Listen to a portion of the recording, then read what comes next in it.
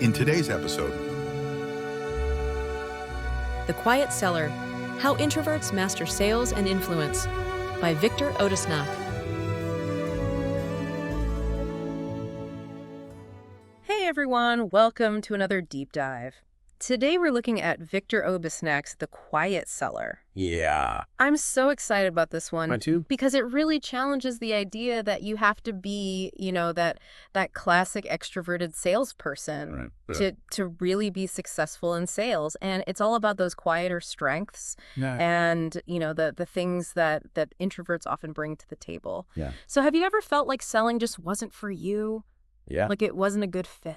Well, this deep dive might just change your perspective. This is going to be good. So let's jump right in. Yeah. What really struck me early on was how Odasnac uses data to debunk the myth of the extroverted salesperson. Yeah, and it's interesting. Research actually shows that introverts and ambiverts, right, those folks who fall somewhere in between, Yeah, right in the middle. they often outperform extroverts. Really? Yeah, when it comes to actual sales performance. Well, that's kind of surprising, isn't it? It is. You wouldn't think that, right?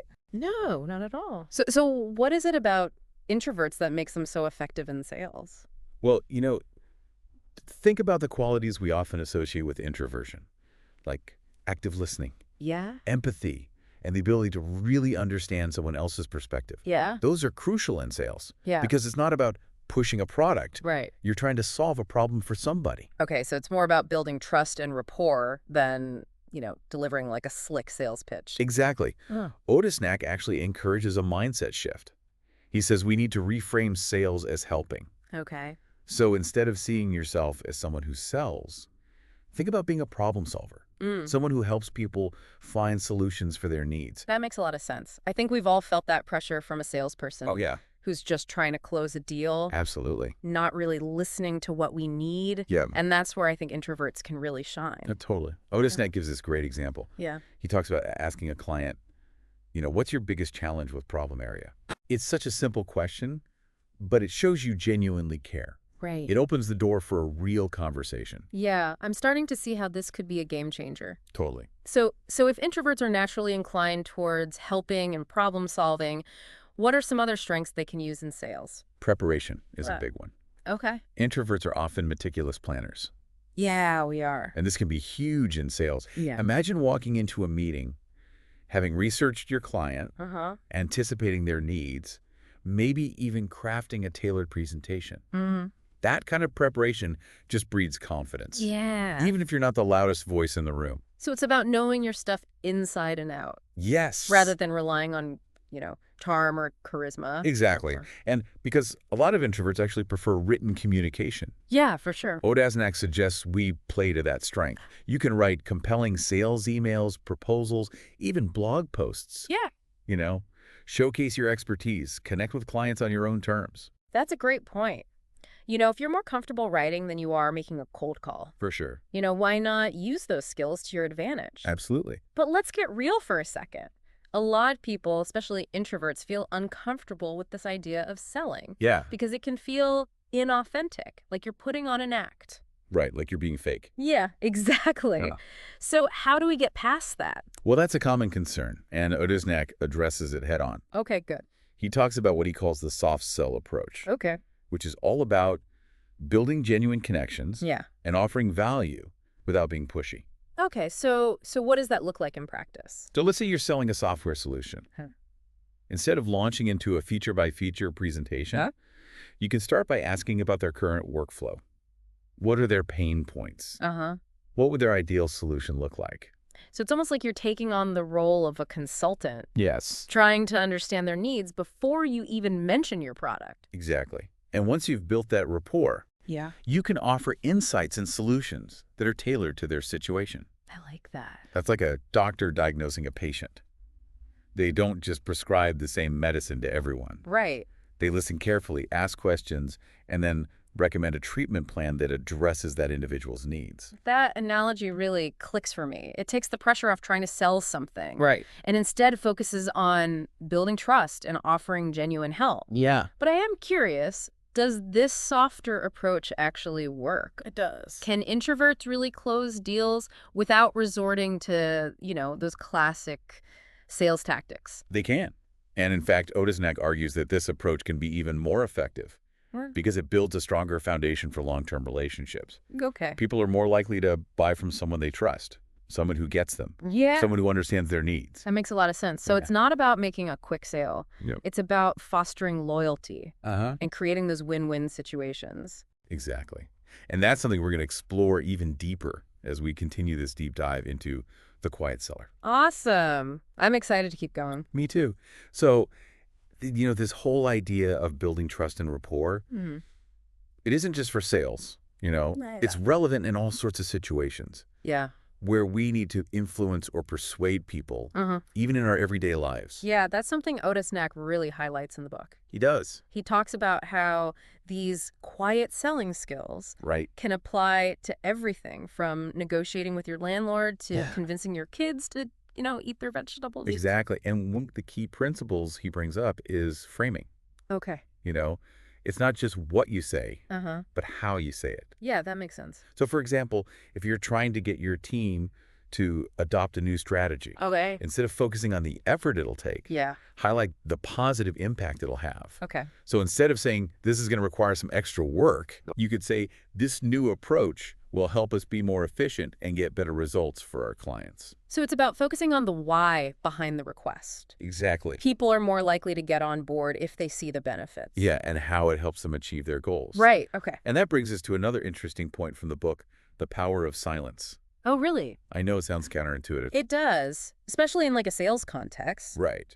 But Odasnac argues that after you've made your pitch or presented your idea, just pausing, allowing for a moment of silence can actually work to your advantage. Really? How? So I feel like in most conversations, silence is just awkward. It can be, but that awkwardness can actually work in your favor. Okay. Because when we're uncomfortable with silence, we often feel this need to fill it. Yeah, I do that. And in a negotiation or persuasive conversation that can lead us to make concessions we didn't mean to make. Oh, so you're saying by staying silent, you're giving the other person space to process, to maybe come to their own conclusion? Exactly.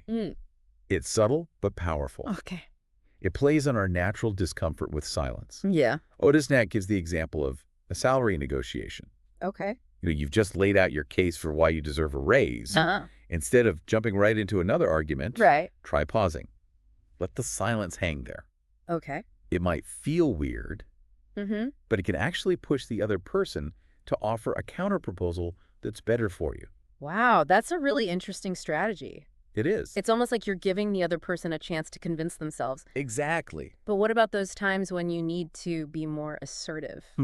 Like when you're pitching an idea to investors or something? Even then, Odasnac stresses authenticity. Okay. Introverts are great at conveying sincerity and passion. Yeah. Because they're not trying to put on a show. Right. They actually believe in what they're saying. Yeah. And that passion it comes to. Think about Steve Jobs. Oh, yeah. A classic example of an introverted leader who was so persuasive. Yeah, he wasn't like a boisterous, backslapping kind of guy. Right. But he had this quiet intensity that really drew people in. Right. And Odasnac actually has a whole section on Jobs' presentation style. He does. And breaks it down into 3 things. Yeah. Passion, simplicity, and emotion. Exactly. Jobs was passionate about his products. He communicated clearly and simply. Yeah. And he tapped into people's emotions. He made them feel the excitement of what he was offering. And these principles aren't just for, tech CEOs, are they? No, not at all. Like anyone can use them. Anyone can use these. To be more persuasive. Yeah. Whether you're pitching a new project at work, advocating for a cause you care about, right, even convincing your friends to try that new restaurant. Yeah. Okay. So how can someone who's naturally more introverted tap into those elements? Right. Especially the emotion piece. It feels a little counterintuitive, right? It can. Yeah. But it comes back to authenticity. Okay. Introverts have this deep well of emotion. Yeah. Even if they don't always show them. Right. The key is finding a way to connect with your audience emotionally. Okay. To share your passion in a way that feels genuine. So it's not about putting on a performance. No. Or trying to force an emotional response. Nope. It's about letting your passion shine through. Okay. Maybe through storytelling. Or personal anecdotes. Yeah. Or just by speaking from the heart. Okay, I'm starting to see how all of these pieces fit together. Yeah. It's about building trust, framing your message well, and connecting emotionally, Yeah, all while staying true to yourself. exactly. And when you combine those elements, it's a powerful formula for persuasive communication, Yeah. no matter what your personality is. And you know what's really sticking with me is that this book isn't just about selling in the traditional sense. It's not. It's about selling your ideas, Right. your vision, your perspective on the world. That's a great point. Odasnac even uses the term selling yourself Yeah. to describe this process of advocating for your ideas at work, in social situations, even within your family. Right. And it's not about being pushy or aggressive. No. It's about presenting yourself authentically, Yeah. highlighting your strengths and the value you bring. Exactly. Think about it. Yeah, We're all selling ourselves in some way every day. that's true. When you apply for a job, you're selling your skills and experience. Right. When you ask someone on a date, Yeah. you're selling your personality and charm. Yeah, you are. It's all about persuasion and putting your best foot forward, Uh-huh. but in a way that feels genuine to you. Right. And I think one of the most common challenges, Yeah. especially for introverts, Yeah. is that discomfort or even shame Totally. around self-promotion. Yeah, it's like we don't want to brag Right, or exactly. come across as arrogant. Yeah. And Odasnac offers some really practical advice on how to overcome that. Okay, good. He talks about reframing self-promotion as sharing your gifts with the world. I like that. It's about recognizing you have something valuable to offer. And by sharing your talents and expertise, you're actually doing others a service. That's a powerful shift in mindset. It is. But what about those situations where you do need to toot your own horn a bit? Yeah. Like in a performance review or when you're going for a promotion? Even then, Odasnac says, focus on the impact of your work, Okay. not just the effort. So instead of saying, I worked really hard on this project, Right. you'd say something like, my work on this project led to a 20% increase in sales. Exactly. Or by implementing this new strategy, we streamlined our workflow and cut costs. Yeah, it's about showing the value you bring, Uh-huh. not just the hours you put in. Exactly. Yeah. And remember, you don't have to be the loudest voice to get your point across. Right. Sometimes a quiet, confident presentation is Yeah. even more effective Absolutely. than a, boisterous, over-the-top pitch. And you know what's really striking me as we talk about all this? Yeah. Is that Odasnac isn't just teaching sales techniques. Right. He's empowering people, Yeah. especially introverts. To step into their power Yeah. and use their strengths to make a difference. It's like he's giving us permission Yes. to embrace our quiet power Yes. and use it to achieve our goals. Totally. But before we wrap up, there's one more concept I want to touch on. Okay. The idea of social proof. Ah, yes. The power of the crowd. Right. We tend to look to others for guidance when we're making decisions, especially when we're not sure. Yeah, that makes sense. So if you can show that others have benefited from your product or service or idea, Yeah. it makes your offer way more compelling. Right, like those classic marketing tactics. Yeah. Using testimonials and case studies. Exactly. Seeing that others have had a positive experience makes us feel better about making the same choice. It does. And this principle goes beyond sales, too. Okay. It can be super powerful in everyday life. How so? Well, let's say you're trying to convince a friend to try a new restaurant. Okay. You could say, everyone's been raving about it, or it has a 95% rating on Yelp. Yeah. And that could be really persuasive. Right, because you're tapping into that human tendency to follow the crowd. Exactly. Yeah. Especially for things we're not familiar with. But how can we use social proof ethically? That's a great question. You have to make sure the social proof is genuine Okay. and relevant. Uh-huh.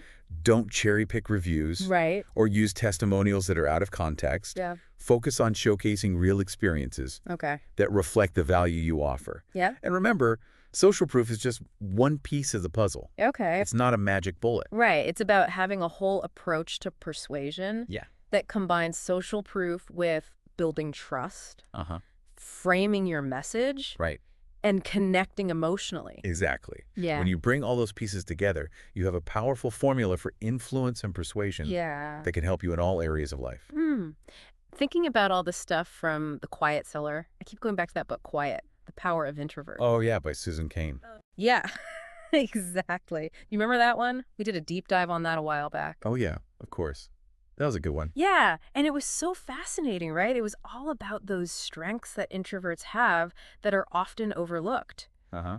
It seems like The Quiet Seller kind of picks up where Quiet left off. Yeah, I see that. Like it takes those insights about introversion and applies them to selling and influence. Yeah, it does. It's like Odasnac read Quiet and thought, okay, let's give introverts the tools to actually use these strengths. Right, because Quiet really helped me understand my own introverted tendencies. Yeah. But it didn't really give me like concrete strategies for using them to my advantage. And that's what the Quiet Seller does so well. It gives you actionable advice that you can actually use to succeed in sales or leadership or anything that needs persuasion. Right, and it's not about trying to be an extrovert. It's about using your own strengths to connect with people and make a difference. Exactly. And what I really appreciate is that it's not just about selling like products or service. It's about selling your ideas, your vision, your perspective. It is. It's about having the confidence to share your gifts, even if it feels a bit weird at first. Yeah, because like we were talking about before, it's not bragging or being pushy. Right. It's about framing it as helping others. Exactly. You have something valuable to offer. And when you share your expertise, you're actually helping people. I love that. And, you know, one of the last things that really resonated with me from the book is this idea that the world needs quiet sellers now more than ever. That's a powerful statement. Yeah. Why do you think that is? Well, I think in a world that's so loud and crazy with everyone trying to get attention, people who listen deeply, who build real connections, who offer solutions with integrity, they're so valuable. It's like a breath of fresh air. It is, right? In this world of hype and hard sells, those authentic people who genuinely want to help, they really stand out. They do. And I think that's what makes the Quiet Seller so great. It's not just a sales manual. It's a guide to living a better life, no matter who you are. So to our listener, if you've ever felt like selling wasn't for you, or that you weren't made for influence and persuasion, I really encourage you to give this book a chance. It might change your whole perspective. It could. The Quiet Seller gives you the power to embrace your quiet strengths. Yeah. And use them to reach your goals. In your personal life and your work life. Exactly. It's full of great advice and examples. And inspiration. So if you're ready to step up and sell and influence in a way that feels right for you and aligns with your values, dive into the Quiet Seller. You won't regret it. And you might surprise yourself with what you can achieve. Absolutely. You've listened to our latest episode of Right Here, Right Now,